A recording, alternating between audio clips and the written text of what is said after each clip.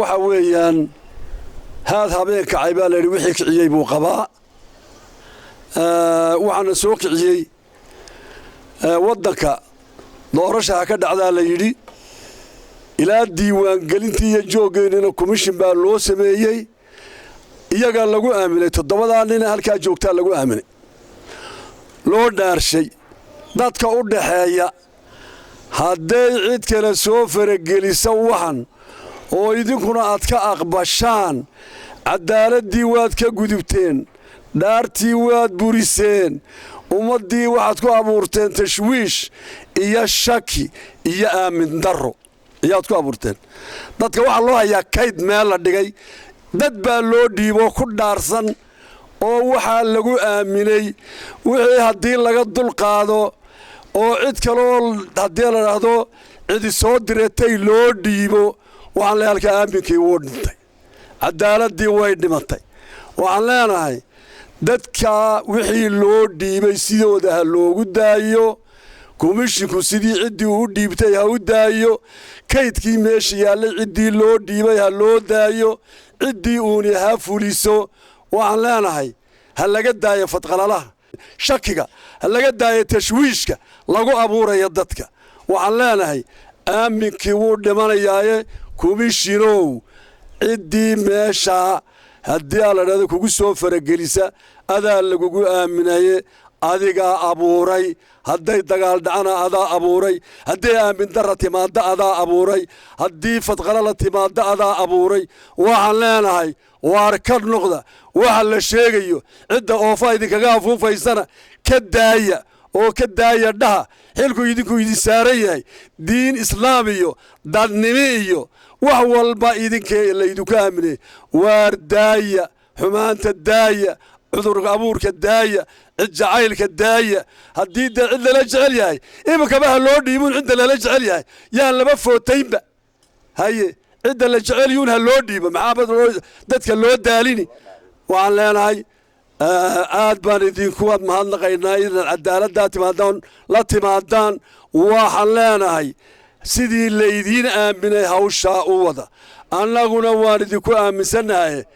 waar cudur ha nagu abuurina oo dadka ha ku abuurina oo ummadda ha ka shakisiinina oo xisbiyada ha ka shakisiinina oo fadqalalaha iyo farsamo xumada ka daaya بسم الله الرحمن الرحيم اللهم صل على محمد halkan galabta waxaanu isugu soo baxnay golahani waad garanaysaan dhaqankii halkan taagan maalmahan warbaa magaalada soo galay abuuraya si aanu aragno nabadgelyo darro dalka waxaanu ku ogeyn inuu komishin leeyahay xubno sare oo maamulo komishinka loogana dambeeyo doorashada iyo wixii ku saabsan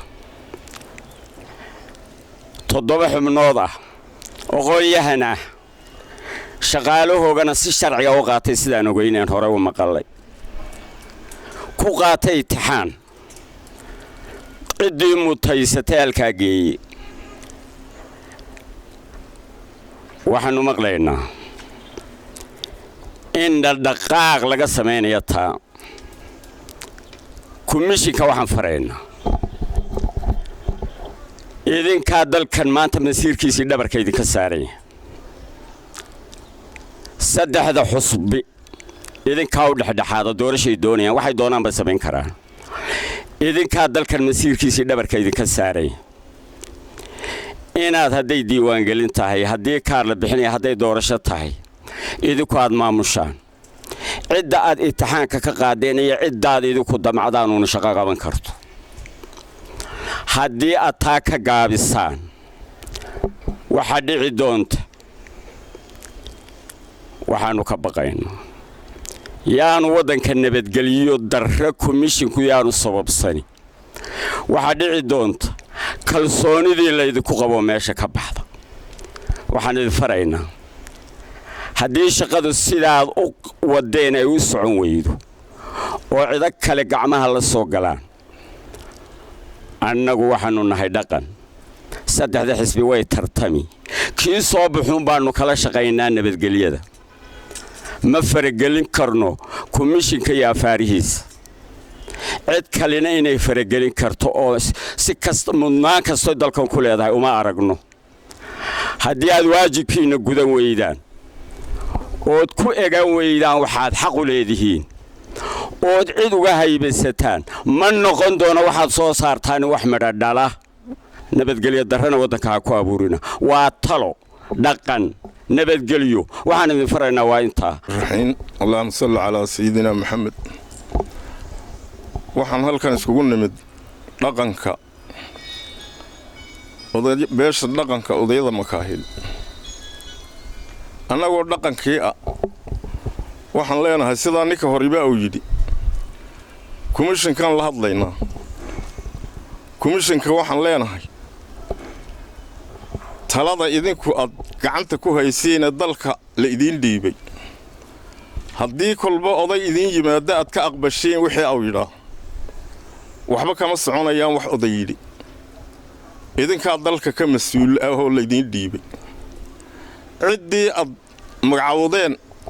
eed hore u magacawdeen ee imtixaan ku heshay magacawgaa haddii kolba odayga yimaada aad dartii ku beddeshaan arrinka ay nabadgelyo darribuu keenaya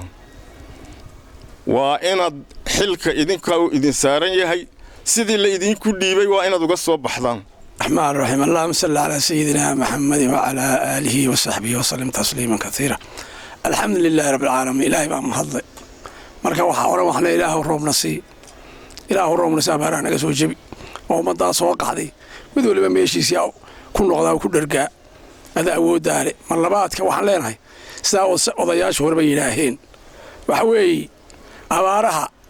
iyo waxaan dhacayaa waa cadaalad darro ummaddu haddii cadaalada ka leexato abaaraa yimaada cudurraa yimaada wax badan baa yimaada waarwaan waxa weeyaan waxa jira kumishanow hay-adda qurahee maanta cadaalada ka ihi ee ka xalaashay waa doofaarka maalintii keliya ka xalaala hay-adda qurahee xalaasha ee cadaalada ku socotaa kumishankaan u haysanay annagu hadda ka hor kumishankiina hadda madmadow baa soo galay war kumishanow ka leexo madmadowga isa saxa waxaan leeyahay natiijada la aqbali maayo haddaad dhexda maanta wax ka qaribtaan cidna aqbali mayso dagaal bay keeni burbur bay keeni cadaaladxumay keeni walaalahay oo masiirka waddanku idigu gacantiina ku jiraa adeerayaalnimadayadii baa tihiin ka leexda waxaan maqlayna ee suuqa ku jira ka leexda aad iyo aad uga leexda baan leeyahay wax la aqbali kara maaha haddii maalin walba qof idin soo farageliyo ood u heentaan dee cadaalad iman mayso sidii hore iskugu duubnaada yaa laydinkala kaxayn kulleyto hadal buu keenaa meesha tan waxaan ugu soo baxnay daranyo aan arkayno oo ku soo afaysatay iyo burbur ku soo socda haddii aanan cadaalad darro laga hortegin ku soo socda qaranka ayaa noo muuqatay sidaa darteed